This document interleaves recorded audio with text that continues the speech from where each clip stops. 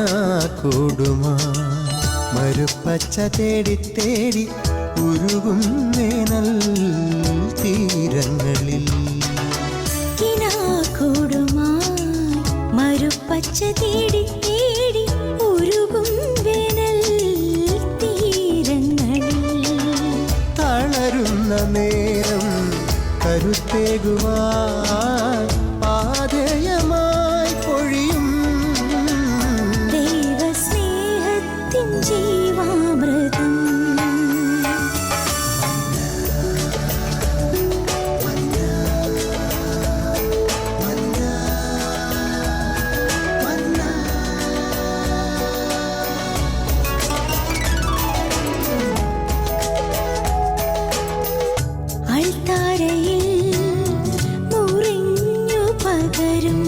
ആത്മയുഗത്തിൻ കൃപയായൊഴുകും.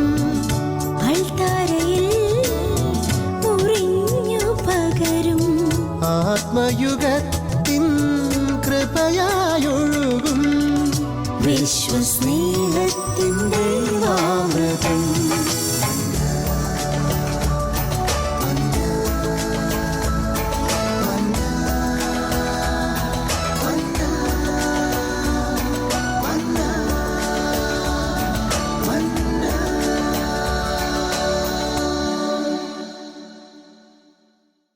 പ്രിയ ശാലോം പ്രേക്ഷകർക്ക് മന്നയുടെ ഈ എപ്പിസോഡിലേക്ക് ദൈവനാമത്തിൽ സ്വാഗതം.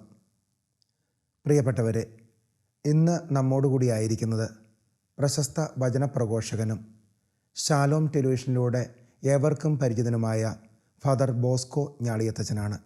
അച്ഛനെ ഈ പ്രോഗ്രാമിലേക്ക് ദൈവനാമത്തിൽ സ്വാഗതം ചെയ്യുന്നു. അച്ഛ, സ്വാഗതം. ഈ കാലഘട്ടത്തിൻ്റെ വലിയൊരു പ്രവാചകനായിട്ടാണ് അച്ഛൻ അറിയപ്പെടുന്നത്. പ്രത്യേകമായിട്ട് കുടുംബ ബന്ധങ്ങളിൽ ബാധിക്കുന്ന പൈശാചികത, സമൂഹത്തിൽ ബാധിക്കുന്ന പൈശാചികത, ഇങ്ങനെ അനേകം മേഖലകളിലൂടെ അച്ഛൻ്റെ ക്ലാസ്സുകളും വചനപ്രഘോഷണങ്ങളും നടന്നുകൊണ്ടിരിക്കുന്നുണ്ട്. ഇന്ന് ശാലോം പ്രേക്ഷകർക്ക് വേണ്ടി ഞാൻ ചോദിക്കുന്നത്, മത്തായിയുടെ സുവിശേഷം 4-ാം അധ്യായത്തിൽ അതിൻ്റെ 1-ാം ഭാഗത്തിൽ ഇപ്രകാരം വായിക്കുന്നു: ജോർദാൻ നദിയിൽ ഈശോയുടെ സ്നാനത്തിന് ശേഷം പിശാചിനാൽ പരീക്ഷിക്കപ്പെടാനായിട്ട് മരുഭൂമിയിലേക്ക് നയിക്കപ്പെടുന്നുണ്ട്. വിശുദ്ധ ഗ്രന്ഥത്തിലുടനീളം ഈശോ യാഥാർത്ഥ്യമാണ്, സത്യമാണ് എന്ന് നമ്മളെല്ലാവരും വിശ്വസിക്കുന്നു, ഇന്നും വിശ്വസിക്കുന്നു.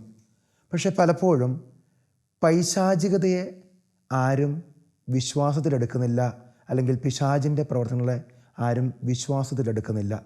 അച്ഛൻ്റെ അനേകം വർഷത്തെ ശുശ്രൂഷയിലൂടെ അച്ഛൻ അതിനെക്കുറിച്ച് എന്ത് അടിസ്ഥാനത്തിലാണ് ശാലോം പ്രേക്ഷകർക്ക് പങ്കുവയ്ക്കാനുള്ളത്? വിശുദ്ധ ഗ്രന്ഥത്തിലൂടെ കടന്നു പോകുമ്പോൾ സാത്താൻ്റെ സ്വാധീനം, ആധിപത്യം എന്നുള്ളത് വളരെ വ്യക്തമാണ്. ഉൽപ്പത്തി മുതൽ വെളിപാട് വരെ നമ്മൾ വിശുദ്ധ ഗ്രന്ഥത്തിലൂടെ കടന്നു പോകുമ്പോൾ പൈശാചികമായ സ്വാധീനങ്ങൾ വളരെയേറെ ശക്തമാണ്, അത് പ്രബലമാണ്. ഈ മനുഷ്യൻ വിശ്വസിക്കുമോ ഇല്ലയോ എന്നുള്ളത് അത് അവനവൻ്റെ കാര്യം. അതും ഒരു പൈശാചിക എന്ന് ഞാൻ പറയും. കാരണം സാത്താൻ്റെ വലിയൊരു ജ്ഞാനത്തിൻ്റെ പുസ്തകം 2-ാം അധ്യായത്തിൽ പറയുന്നുണ്ട്, ദൈവം മനുഷ്യനെ സരളഹൃദയനായി സൃഷ്ടിച്ചു, അവൻ അനശ്വരതയ്ക്ക് വേണ്ടി സൃഷ്ടിച്ചു. പക്ഷേ അതിൽ അസൂയ മൂത്ത പിശാച്, വഞ്ചന നിറഞ്ഞ പിശാച് അതിൽ നിന്ന് അവനെ നശിപ്പിച്ചു കളഞ്ഞു. അപ്പോൾ സാത്താൻ്റെ ശക്തമായ സ്വാധീനവും പ്രവൃത്തിയും മാനവകുലത്തിലുണ്ട്. കൊല്ലുന്ന, നശിപ്പിക്കുന്ന, ഇല്ലാതാക്കുന്ന പ്രവൃത്തികൾ കണ്ടാൽ മതി അത് ഏത് ആത്മാവാണ് പ്രവർത്തിക്കുന്നതെന്ന്.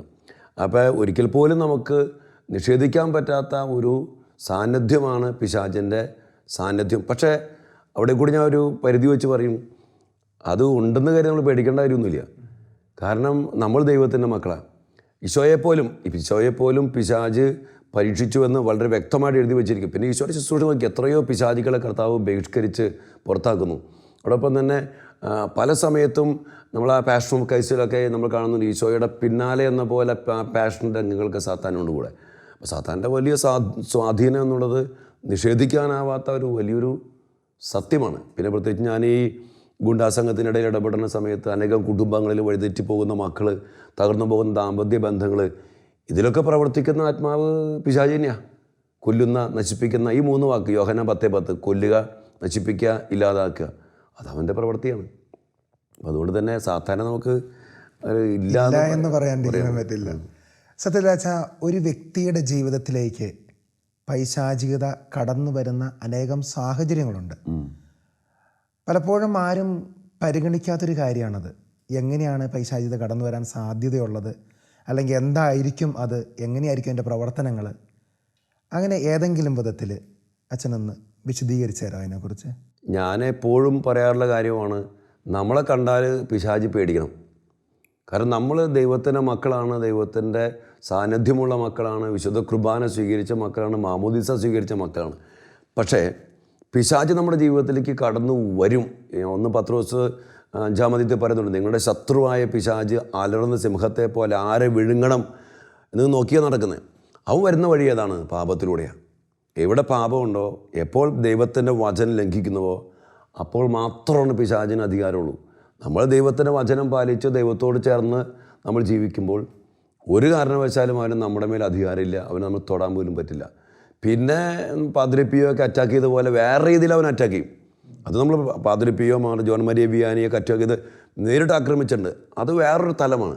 പക്ഷേ ഒരു സാധാരണ രീതിയിൽ പിശാച് നമ്മുടെ ജീവിതത്തിലേക്ക് കടന്നു വരുന്നത് പാപത്തിലൂടെയാണ്, വചന ലംഘനത്തിലൂടെയാണ്. അപ്പം ആ മേഖലയിൽ നമ്മൾ നമ്മുടെ ജീവിതത്തെ ക്രമപ്പെടുത്തുമ്പോൾ തീർച്ചയായിട്ടും സാധാരണ നമ്മുടെ ജീവിതത്തിലൊന്നും ഇടപെടാൻ പറ്റില്ല. പക്ഷേ ഇത് ഓർക്കണം, നമ്മൾ അത് അവന് ഇടം കൊടുക്കരുത്. അതാണ് പറയണേ, യാക്കോബ് 4:7 പറയുന്നുണ്ടല്ലോ, പിശാചിനെ ചേർത്ത് നിൽക്കുവിൻ, അവൻ നിങ്ങളെ വിട്ടു ഓടിക്കൊള്ളും, ദൈവത്തോട് ചേർന്ന് നിൽക്കുവിൻ, അവിടുന്ന് നിങ്ങളോടും ചേർന്ന് നിൽക്കും. അപ്പോൾ അതാണ് അതിൻ്റെ അടിസ്ഥാനം. അപ്പോൾ അതിനകത്തൊരു പ്രത്യേകതയുള്ളത്, സാധാരണഗതിയിൽ നമ്മുടെ എല്ലാവരുടെയും മനസ്സിൽ പിശാച് എന്ന് പറഞ്ഞാൽ അലറുന്ന സിംഹത്തെ പോലെ, അല്ലെങ്കിൽ വിശുദ്ധ ഗ്രന്ഥത്തിൽ പറയുന്നത് പോലെ അവൻ ശക്തനായിരുന്നു, ശവക്കല്ലറയിൽ താമസിച്ചിരുന്നു, അങ്ങനെയുള്ളൊരു ശൈലി പൈശാചികത നമ്മുടെ എല്ലാവരുടെയും ധാരണകളിൽ അങ്ങനത്തെ ഒരു ഇത് കിടപ്പുണ്ട്.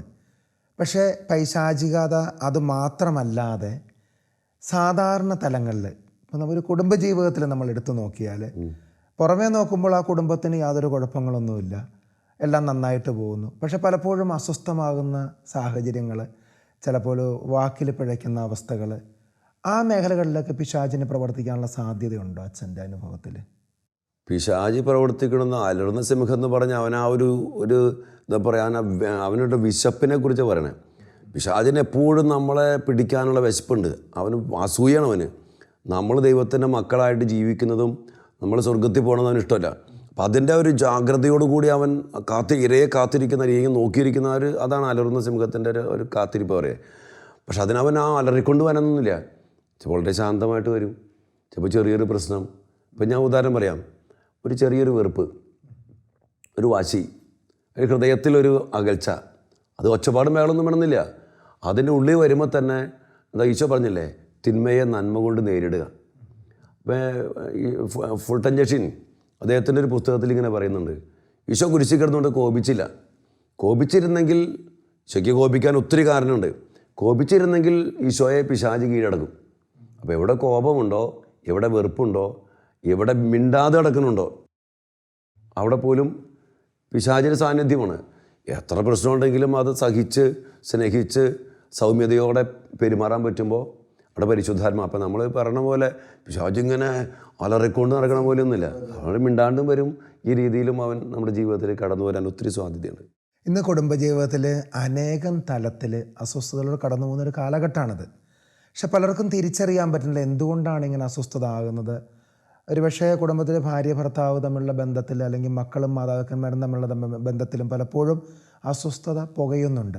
അവർക്കതൊന്നും അത് ക്ലിയർ ചെയ്ത് കൊണ്ടുപോകാൻ പലപ്പോഴും സാധിക്കുന്നില്ല. അപ്പോൾ ഒരുപക്ഷെ പല വിധത്തിലും നോക്കിയാൽ നമുക്കറിയാം പിശാചിൻ്റെ ഇടപെടലുകൾ ഒരുപക്ഷെ വലിയ ശക്തമായിട്ടല്ല എങ്കിലും ചെറിയ രീതിയിൽ അവിടെയെല്ലാം ഇടപെടുന്നുണ്ട് പിശാച്. എങ്ങനെയായിരിക്കാം അത് തിരിച്ചറിയുകയും അതിനെ നിർവീര്യമാക്കാൻ സാധിക്കുക? നമുക്ക് ഈ മേഖലകളൊക്കെ ഒരു പിശാച് എന്ന് പറഞ്ഞുകൊണ്ട് ഇരിക്കാൻ പറ്റില്ല. നമ്മൾ ജീവിക്കേണ്ട ഒരു ജീവിതമുണ്ട്. ഒരു കുടുംബത്തിൽ ദൈവത്തിൻ്റെ സാന്നിധ്യം വേണം, ദൈവത്തിൻ്റെ കൃപ വേണം, ദൈവത്തോട് ചേർന്ന് ജീവിക്കണം. ഇങ്ങനെ ജീവിക്കാതിരിക്കാൻ വേണ്ടി വേണമെങ്കിൽ പ്രവർത്തിക്കാം. അത് നമ്മൾ ശ്രദ്ധിക്കണം, അത്രേ ഉള്ളൂ, സൂക്ഷിക്കണം. കാരണം എനിക്കറിയാം, ഞാൻ ഈ രീതിയിൽ ജീവിച്ചാൽ മാത്രമാണ് ജീവിതം അനുഗ്രഹിക്കപ്പെടുകയുള്ളൂ എന്നറിയാവുന്നത് കൊണ്ട് ഈശോ പറഞ്ഞില്ലേ, തായ്തണ്ടിനോട് ശാഖ എന്ന പോലെ ഈശോയോട് ചേർന്ന് നിൽക്കണം. നിൽക്കാതെ പോയി കഴിഞ്ഞാൽ ഉണങ്ങിപ്പോവും. അപ്പം നിർത്താതിരിക്കാൻ വേണ്ടിയുള്ള പല ശ്രമങ്ങളും അവനുണ്ടാവും അവൻ്റെ പ്രവൃത്തിയിൽ. പക്ഷെ നമ്മൾ അവൻ എല്ലാത്തിനെയും നമ്മൾ അവനായിട്ട് കാണേണ്ട കാര്യമൊന്നുമില്ല. നമ്മൾ ചെയ്യേണ്ട അതന്നെ പിശാചിനെ മാത്രം കുറ്റപ്പെടുത്തണ്ട. നമ്മൾ ചെയ്യേണ്ട കാര്യങ്ങൾ നമ്മൾ ചെയ്യാത്തത് കൊണ്ടും ഇങ്ങനെ വരാം. പിന്നെ ഇവിടെയൊക്കെ ഉള്ളത് എപ്പോഴും ഇത് ഞാൻ എപ്പോഴും ഓർക്കണ കാര്യമാണ്, അവന് നമ്മോട് അസൂയുണ്ട്. അപ്പോൾ അതുകൊണ്ട് നമ്മൾ കൂടുതൽ പ്രാർത്ഥിക്കാൻ പാടില്ല, നമ്മൾ ദൈവത്തിലേക്ക് അടുക്കാൻ പാടില്ല, നമ്മൾ സ്നേഹിക്കാൻ പാടില്ല. ആ രീതിയിൽ അവൻ ചിലപ്പോഴൊക്കെ പ്രവർത്തിച്ചേക്കാം. പക്ഷേ നമ്മളപ്പോഴും അറിയണം ഞാൻ ജീവിക്കേണ്ടത് എങ്ങനെയാണ്. അങ്ങനെ ജീവിച്ചു കഴിഞ്ഞാൽ തന്നെ കുടുംബത്തിൽ ഒത്തിരിയേറെ ഒരു ദൈവകൃപയുടെ വളർച്ച ഉണ്ടാവും. വിശുദ്ധ ഗ്രന്ഥം പറയുന്നു, അനുഗ്രഹം അവകാശമാക്കാൻ വേണ്ടി വിളിക്കപ്പെട്ടവരാണ് നമ്മൾ. പക്ഷെ പലപ്പോഴും ഈ അനുഗ്രഹം അവകാശമാക്കാൻ സാധിക്കാറില്ല. ഒരുപക്ഷെ പൂർവികരിൽ നിന്ന് വന്നിട്ടുള്ള എന്തെങ്കിലും കാര്യങ്ങളായിരിക്കാം, അല്ലെങ്കിൽ ജഡത്തിൻ്റെ ആസക്തികളാൽ, അല്ലെങ്കിൽ ജഡികമായിട്ടുള്ള പ്രശ്നങ്ങളിലൂടെ ആയിരിക്കാം, അല്ലെങ്കിൽ അച്ഛൻ പറഞ്ഞ പോലെ വെറുപ്പ് വിദ്വേഷത്തിൻ്റെ മേഖലയിലൂടെ ആയിരിക്കാം. ഇതെല്ലാം ഇങ്ങനെ സംഭവിക്കുന്നുണ്ട്. പക്ഷെ പലപ്പോഴും ഈ പൂർവികരിൽ നിന്നുണ്ടാകുന്ന കാര്യങ്ങളെക്കുറിച്ച് ആരും അത്ര വലിയ കാര്യമായിട്ട് ഗണിക്കാറില്ലത്. അച്ഛൻ്റെ ഇത്രയും നാളത്തെ അനുഭവത്തിൽ അനേക സ്ഥലത്ത് അച്ഛൻ വചനം പ്രസംഗിച്ചിട്ടുണ്ട്, അനേകം കുടുംബങ്ങളുടെ പ്രശ്നങ്ങളിൽ അച്ഛൻ ഇടപെട്ടിട്ടുണ്ട്. ഈ പൂർവികരിൽ നിന്നുണ്ടാകുന്ന ഇതുപോലുള്ള പ്രശ്നങ്ങൾ സാധാരണഗതിയിൽ പറഞ്ഞ ശാപങ്ങളെന്നോ അല്ലെങ്കിൽ ഏതെങ്കിലും വിധത്തിലുള്ള ഒരു തകർച്ചകളെന്നോ എന്നൊക്കെ നമുക്കതിനെ വിളിക്കാം. അതിനെക്കുറിച്ച് അച്ഛൻ എന്താണ്? ശാപങ്ങൾ ഞാൻ പറയില്ല, പക്ഷേ ഒരു കുടുംബത്തിൽ ഇപ്പം നമ്മൾ വേറെ ഒന്നും എടുക്കണ്ട, നമ്മുടെ ആദ്യ മാതാപിതാക്കൾ പാപം ചെയ്തതിൻ്റെ അനന്തര ഫലമാണ് ഉത്ഭവ പാപം, ജന്മപാപം. അപ്പോൾ അതിൻ്റെ ഒരു ശക്തി നമുക്ക് ഇന്ന് ജനിക്കുന്ന ഒരു കുഞ്ഞിലും വരുന്നുണ്ട്. നമ്മുടെ കുടുംബ വൃക്ഷം എന്ന് പറയുമ്പോൾ അത് നമ്മളൊക്കെ ഒരു വൃക്ഷത്തിൻ്റെ ഒരു ഭാഗം മാത്രമാണ്. അതിന് വേരുണ്ട്, തടിയുണ്ട്, തണ്ടുകളുണ്ട്, എതളുകളുണ്ട്. അപ്പോൾ ഇതൊക്കെ സ്വാധീനിച്ചിട്ടാണ് ഒരു വൃക്ഷത്തിൻ്റെ ഓരോ ഭാഗങ്ങളിരിക്കുന്നത്. അപ്പോൾ ഞാനിപ്പോൾ ഇരിക്കുന്ന വ്യക്തി എൻ്റെ കുടുംബ പാരമ്പര്യത്തിൻ്റെ ഹോർമോണുകളും ഇപ്പം എല്ലാം കൊണ്ട് നിറയപ്പെട്ട വ്യക്തിയാണ്. അപ്പം അതുകൊണ്ട് തന്നെ നന്മയും തിന്മയും കൃപയും ഒക്കെ നമ്മുടെ ജീവിതത്തെയും നമ്മുടെ സ്വഭാവത്തെയും നമ്മുടെ വ്യക്തിത്വത്തെയൊക്കെ ഒത്തിരി സ്വാധീനിക്കും. അത് രോഗങ്ങളായിട്ട് വരാം, ചിലർക്ക് ഭയങ്കര ദേഷ്യം, ചിലർക്ക് മദ്യപാനാസക്തി, ചിലർക്കൊക്കെ ഭയങ്കര ഭയം, ചിലർക്കൊക്കെ ചില ആത്മഹത്യാ പ്രവണത. ഇതിനൊക്കെ പിന്നിലൂടെ ഞാൻ ഒത്തിരി പഠിച്ചിട്ടുണ്ട്. അതിനൊക്കെ പിന്നിൽ ഞാൻ കാണുന്നത് ഇങ്ങനെയുള്ള ചില സംഭവങ്ങളും കാര്യങ്ങളും ആ കുടുംബത്തിലൊക്കെ സംഭവിച്ചിട്ടുണ്ട്. ഇപ്പോൾ ആത്മഹത്യ നടന്ന കുടുംബങ്ങൾ ഞാൻ പലതും ചോദിച്ചിട്ടുണ്ട്. ആ കുടുംബത്തിൽ പല ആത്മഹത്യകൾ ഇങ്ങനെ പല പ്രാവശ്യമൊക്കെ നടന്നിട്ടുണ്ട്. മദ്യപാനത്തിൻ്റെ മേഖല, ഈ പ്രേമത്തിൻ്റെ ചില പിള്ളേരൊക്കെ ഭയങ്കര പ്രേമം, കുടുംബത്തിൽ നോക്കിയപ്പോൾ പ്രേമത്തിൻ്റെ ഒരു ചരിത്രം കിടക്കുന്നുണ്ട്. അപ്പോൾ പിന്നെ അതുപോലെ തന്നെ ദൈവകൃപയിൽ നന്നായിട്ട് ദൈവത്തോട് ചേർന്ന് ജീവിക്കുന്ന കുടുംബത്തിലുള്ള മക്കൾ. അങ്ങനെ ഞാൻ പറഞ്ഞു തരിക, ഒരു വ്യക്തി അവനിൽ തന്നെയല്ല, പിന്നെയോ അവൻ്റെ പിന്നിൽ കുടുംബം, പാരമ്പര്യം, തലമുറ, അവൻ്റെ മാതാപിതാക്കളുടെ കാർന്നോന്മാരുടെയൊക്കെ സൽക്കർമ്മങ്ങളും അവരുടെ പുണ്യപ്രവൃത്തികളുമൊക്കെ ഒത്തിരി സ്വാധീനിക്കുക. അതാണ് അതിൻ്റെ എതിർവശത്ത് പറഞ്ഞ പോലെ തിന്മയായിട്ടുള്ള കാര്യങ്ങളും ഒക്കെ വ്യക്തിയെ, അവൻ്റെ കുടുംബജീവിതത്തെയൊക്കെ ഒത്തിരി അനുഭവം. ഞാൻ പറഞ്ഞ അനുഭവം ഉണ്ടോ, അനേകം കുടുംബങ്ങളുടെ അനുഭവങ്ങൾ. ഞാനൊരു 10-11 വർഷക്കാലം അറിയാവുന്നതുപോലെ ഗുണ്ടാസംഘത്തിനിടയിൽ അങ്ങനെയുള്ള കുടുംബങ്ങൾ, പിന്നെ ലോകത്തിൻ്റെ പല ധ്യാനങ്ങൾ, ഇപ്പോൾ ഇടവക ധ്യാനങ്ങൾ, അനേകം മക്കൾ അവിടെ ധ്യാനിക്കാം, നമ്മുടെ കാർമ്മ ധ്യാന കേന്ദ്രത്തിൽ ധ്യാനിക്കാൻ വേണ്ടി വരുന്നു. അങ്ങനെ കുറേ മക്കളുടെ അനുഭവത്തിൽ നിന്ന് അനേകം മക്കളുടെ പ്രശ്നങ്ങൾ ഞാൻ എപ്പോഴും ചോദിക്കുന്ന ചോദ്യമുണ്ട്, എന്തുകൊണ്ട്. ആ ഒരു ചോദ്യത്തിൻ്റെ മുമ്പിൽ ഉത്തരം പോലെ ഞാൻ കണ്ടെത്തിയ വലിയൊരു സത്യമാണ്. അതിൻ്റെ പിന്നിലൊക്കെ ശക്തമായ വ്യക്തമായ കാരണമുണ്ട്. അതിൽ പെടും ഈ വക കാര്യങ്ങളൊക്കെ. അങ്ങനെയെങ്കിൽ നമുക്കങ്ങനെയുള്ള കാര്യങ്ങളെല്ലാം മനസ്സിലാകുന്നു. ഇങ്ങനെയുള്ള കുറേ പ്രശ്നങ്ങൾ നമ്മുടെ കുടുംബത്തിലുണ്ട്. ഒരുപക്ഷെ ആരിൽ നിന്നെങ്കിലും വന്നതായിരിക്കാം, തകർച്ചകളുണ്ടായിരിക്കാം. ഇതിൽ നിന്നൊരു പൂർണ്ണ വിടുതൽ വിശുദ്ധ ഗ്രന്ഥം പറയുന്നു, മാനസാന്തരത്തിന് യോജിച്ച ഫലങ്ങൾ പുറപ്പെടുവിക്കാൻ എന്ന് പറയുന്നത് പോലെ എപ്രകാരമാണ് നമുക്ക് ഇതിൽ നിന്നൊരു പൂർണ്ണ വിടുതൽ നമുക്ക് ലഭിക്കുക? അതിനുള്ള ഏക വഴി കർത്താവിൻ്റെ ബലിയാണ്. എന്നാൽ പാപത്തിൻ്റെ അനന്തരഫലമായ മരണത്തിന്മേൽ അധികാരം പിശാച്. ഹെബ്രായർ 2:15 വചനം പറയുന്നുണ്ട്, തൻ്റെ മരണത്താൽ മരണത്തിന്മേൽ അധികാരമുള്ള പിശാചിനെ എന്നേക്കുമായി നശിപ്പിച്ചുകൊണ്ട് ജീവിതകാലം മുഴുവൻ മരണഭയത്തിൻ്റെ അടിമത്തത്തിൽ കഴിഞ്ഞിരുന്നവരെ അവൻ രക്ഷിച്ചു. കർത്താവ് നമുക്ക് വേണ്ടി കുരിശിൽ മരിച്ചത്, നമുക്ക് വേണ്ടി ഭൂമിയിലേക്ക് ഇറങ്ങി വന്നത്, പാപങ്ങൾ നീക്കി മരണത്തെ പരാജയപ്പെടുത്തി പിശാചിനെ എന്നേക്കുമായിട്ട് നരകത്തിലേക്ക് താഴ്ത്തി നമ്മെ മോചിപ്പിക്കാൻ വേണ്ടിയാണ്. അപ്പം അതുകൊണ്ട് തന്നെ നമ്മൾ ആ മരണം, കർത്താവിൻ്റെ ബലി ആ മരണം സ്വന്തമാക്കിയെടുക്കണം. അതിന് നമുക്ക് നമ്മുടെ കുടുംബത്തിൻ്റെ പാപങ്ങൾ, നമ്മുടെ വ്യക്തി ജീവിതത്തിൻ്റെ പാപങ്ങൾ, നമ്മുടെ മണ്ണിൻ്റെ പാപങ്ങൾ, ഇതെല്ലാം ബലിയോട് ചേർത്ത് വെച്ച് അതിലൂടെ കടന്നു വന്നിട്ടുള്ള പൈശാചിക ശക്തികളെ നിർവീര്യമാക്കിയെടുത്ത വചനത്തിന്, ഹെബ്രായർ 2:15 വചനത്തിൻ്റെ ശക്തി, ബലിയുടെ ആ ശക്തി സ്വന്തമാക്കിയെടുക്കുമ്പോൾ തീർച്ചയായിട്ടും ഒത്തിരി വിടുതൽ ഞാൻ കണ്ടിട്ടുണ്ട് അനേകം കുടുംബങ്ങൾക്ക്, അനേകം മക്കൾക്ക്. ഇന്ന് ഏറ്റവും വലിയൊരു പ്രശ്നമാണ്, നമുക്കെല്ലാവർക്കും അറിയാം, വാട്സപ്പ്, TV സീരിയൽ, യൂട്യൂബ്. പഴയ കാലത്തേക്കാൾ കൂടുതലായിട്ട് അനേകം യുവാക്കൾ അല്ലെങ്കിൽ യുവതിയുവാക്കൾ വളരെ മോശപ്പെട്ട ജീവിതത്തിലേക്ക് കടന്നു പോകുന്നു. പലപ്പോഴും നമ്മൾ തന്നെ പലതും പറയാറുണ്ട്, പൈശാചികതയാണ്, പിശാചിൻ്റെ തന്ത്രമാണെന്നല്ല. അച്ഛൻ്റെ അനുഭവത്തിൽ ഇതിനെക്കുറിച്ച് ശാലോം പ്രേക്ഷകർക്ക് വേണ്ടി ഒന്ന് പങ്കുവയ്ക്കാവോ? എങ്ങനെയാണ് ഇത് കടന്നു വരുന്നത്? ഇത് എപ്രകാരമാണ് പിന്നീട് ഇതിൻ്റെ പരിണത ഫലം ഉണ്ടാകുന്നത്? ഈ വചനം പറയുന്നുണ്ടല്ലോ, ലോകം ദുഷ്ടൻ്റെ പിടിയിലാണ്. അപ്പോൾ ഈ ലോകത്തിലുള്ള കാര്യങ്ങളൊക്കെ നമ്മൾ വളരെയേറെ സൂക്ഷിച്ച് വേണം ഉപയോഗിക്കാൻ. ഞാനെപ്പോഴും പറയാറുണ്ട്, നമുക്ക് എന്ത് കൃപ തരുമോ, എന്ത് എന്നെ ദൈവത്തിലേക്ക് അടുപ്പിക്കുമോ ആ പ്രവൃത്തി മാത്രമേ ഞാൻ ചെയ്യാൻ പാടുള്ളൂ. വാട്സപ്പ് അല്ലെങ്കിൽ മറ്റു കാര്യങ്ങളൊക്കെ നല്ലതാണ്, അത് ഉപയോഗിക്കേണ്ട പോലെ ഉപയോഗിക്കാൻ അറിഞ്ഞാൽ. ഇതിപ്പോൾ പിള്ളേർ, യൂത്ത് മാത്രമൊന്നുമല്ല, സകലമാന മേഖലകളിലും ഇത് സ്വാധീനം ചെലുത്താൻ സാധ്യതയുണ്ട്. അതിന് വേണ്ട പോലെ ഉപയോഗിക്കാൻ നമുക്ക് പറ്റണം, പക്ഷേ പറ്റുന്നില്ല എന്നുള്ളതാണ് നമ്മൾ അനുഭവത്തിൽ കാണുന്നത്. കാരണം അതിലൂടെ മിക്കവാറും ഈ പാപത്തിൻ്റെ കാര്യങ്ങളും പിന്നെ ഒത്തിരി കാര്യങ്ങൾ ആ രീതിയിലൊക്കെ വരുന്നുണ്ട്. പക്ഷെ നമുക്ക് നല്ല രീതിയിൽ ഉപയോഗിക്കാൻ, പക്ഷെ നമ്മളെപ്പോഴും വിവേചിച്ചറിയണം, ഇത് എന്നെ ദൈവത്തിലേക്ക് അടുപ്പിക്കുമോ, എൻ്റെ സ്വഭാവത്തെ, എൻ്റെ ചിന്തകളെ, എൻ്റെ വികാരങ്ങളെ, എൻ്റെ ആസക്തികളെ. പിന്നെ ബേസിക്കലി എപ്പോഴും നമ്മൾ ഓർക്കേണ്ട കാര്യം, നമ്മളൊരു ജഡമാണ്, ജീവൻ നഷ്ടപ്പെട്ടവരാണ്. നമ്മുടെ ഏറ്റവും വലിയ ഉത്തരവാദിത്വം ഇതിൽ ജീവൻ നിറയ്ക്കുക എന്നുള്ളതാണ്.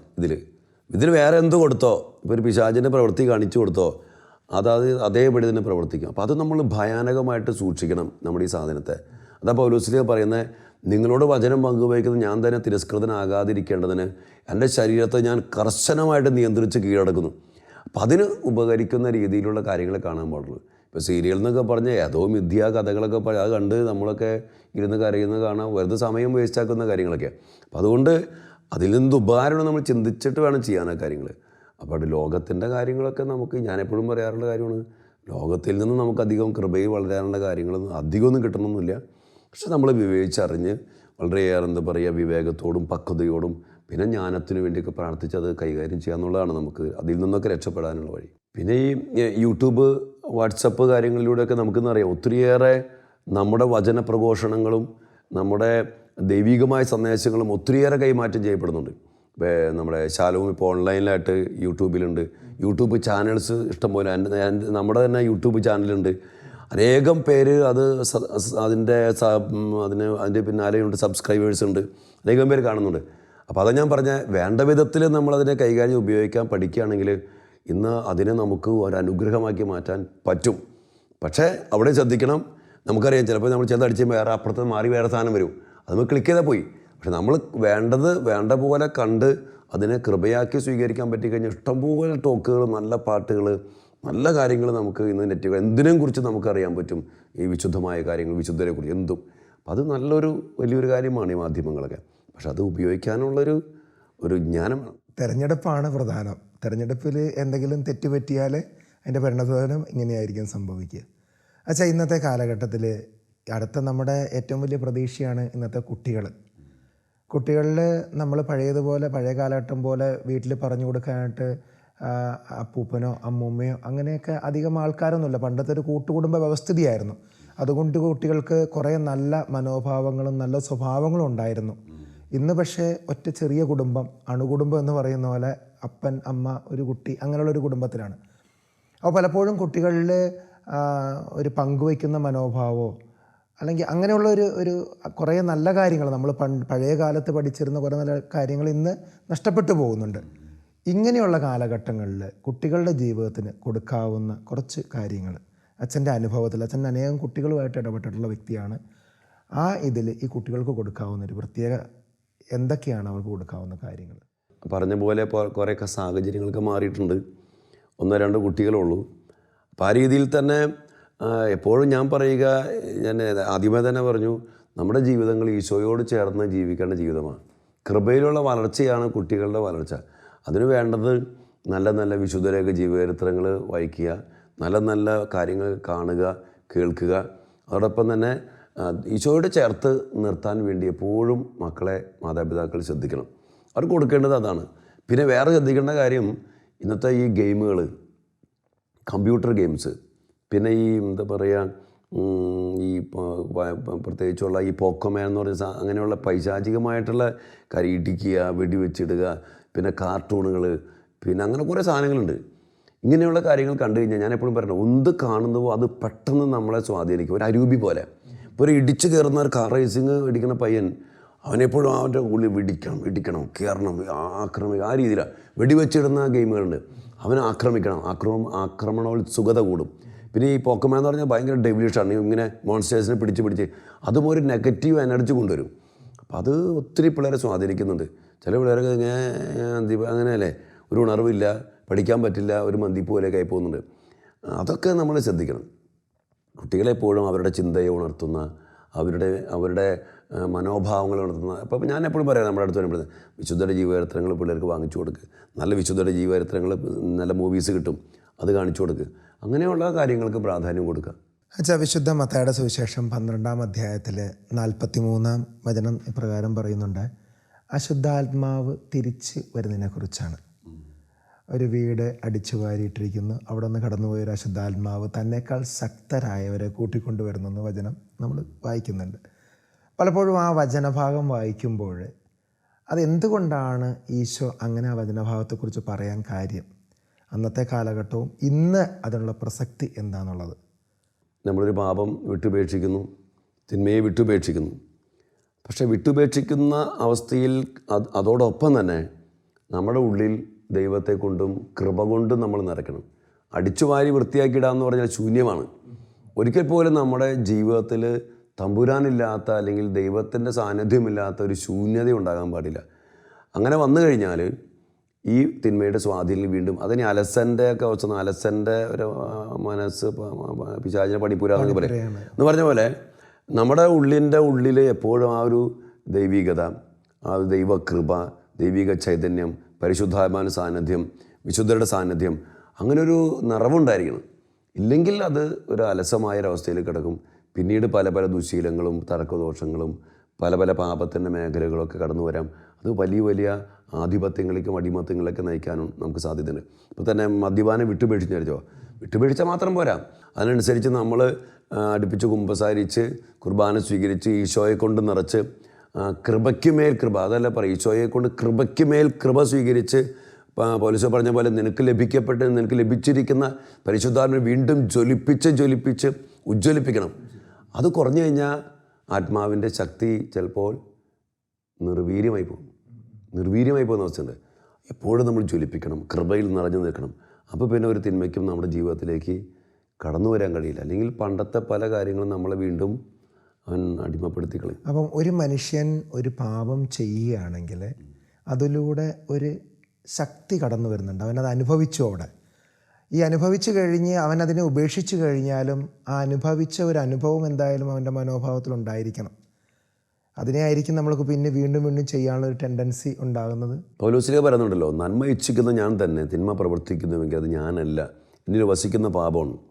അപ്പോൾ നമ്മിൽ വസിക്കുന്ന പാപത്തിൻ്റെ ചില ആധിപത്യ ശക്തികളുണ്ട്. ഇപ്പോൾ നമ്മളൊരു നല്ല സിനിമ കണ്ടു തരികയും, ഫോർ എക്സാമ്പിൾ ഒരു വിശുദ്ധൻ്റെ മൂവി കണ്ടു, അത് കണ്ടു കഴിയുമ്പോൾ തന്നെ ഒരു പ്രത്യേക ഒരു അരൂപീകരണം വരികയും, ആ വിശുദ്ധനെ പോലെ ജീവിക്കണം, ആ വിശുദ്ധനെ പോലെ ക്ഷമിക്കണം, ആ വിശുദ്ധനെ പോലെ പള്ളിയിൽ പോകണം. ഇനി അത് എന്ത് കാര്യം, നന്മയാണ് തിന്മ എന്ത് കാണുന്നതോ അതിനൊരു അരൂപി നമ്മിലേക്ക് കയറി വരും, ഒരു പ്രത്യേക അരൂപി. ആ അരൂപി നമ്മളെ പലപ്പോഴും അതിനനുസരിച്ചുള്ള പ്രവൃത്തിയിലേക്ക് നയിക്കും. മനസ്സിലായോ? അപ്പോൾ അതാണ് അതിൻ്റെ സാന്നിധ്യം എന്ന് പറയുന്നത്. അപ്പോൾ നമ്മൾ പാപം ചെയ്യുമ്പോൾ ആ ഒരു അരൂപിയുടെ സാന്നിധ്യം നമ്മുടെ കീഴടക്കും. പിന്നെ അതുമായിട്ട് ബന്ധപ്പെട്ട പ്രവൃത്തികളിലേക്ക് നമ്മൾ വരും. അപ്പോൾ വീണ്ടും ആ പാപത്തിൻ്റെ ശക്തി കൂടും, വീണ്ടും അതിലേക്ക് പോകും. അങ്ങനെ ഒരു സർക്കിൾ പോലെ പോയിക്കൊണ്ടിരിക്കും. അതുകൊണ്ട് തന്നെ നമ്മൾ അത് വളരെയേറെ സൂക്ഷിക്കേണ്ട കാര്യമാണ്. ഒരിക്കൽ നമ്മളൊരു പാപത്തിൽ വീണു പോയാൽ എപ്പോഴും നമ്മൾ ഓർക്കണം, അതിന് ചെറിയൊരു വേര് പോലെ അവിടെ കിടക്കുന്നുണ്ടാവും.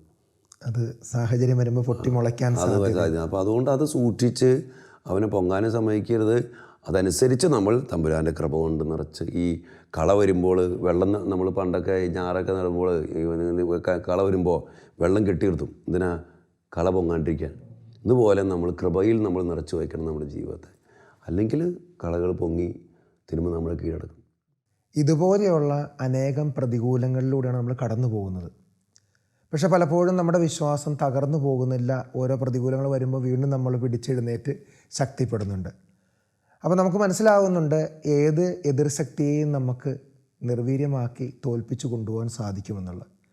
വിശ്വാസത്തിലൂടെ വീണ്ടും വളരുവാൻ തക്ക വിധത്തിൽ എങ്ങനെയായിരിക്കും അച്ഛന് ഈ ശാലോം പ്രേക്ഷകർക്ക് ഒരു ഉപദേശം കൊടുക്കാൻ സാധിക്കുക? ഞാൻ പറഞ്ഞ പോലെ ഈ സാത്താൻ അല്ലെങ്കിൽ പ്രതികൂലങ്ങൾ എന്നുള്ളത് ഒരു ദൈവോപേതലിനെ സംബന്ധിച്ച് അതൊരു പ്രശ്നമുള്ള കാര്യമില്ല. കാരണം നമ്മൾ ദൈവത്തിൻ്റെ മക്കളാണ്, ദൈവത്തോട് ചേർന്ന് ജീവിക്കുന്ന മക്കളാണ്. കർത്താവ് നമ്മുടെ കൂടെ ഉണ്ടെങ്കിൽ, പക്ഷത്തുണ്ടെങ്കിൽ ആര് നമുക്കെതിരെ നിൽക്കും?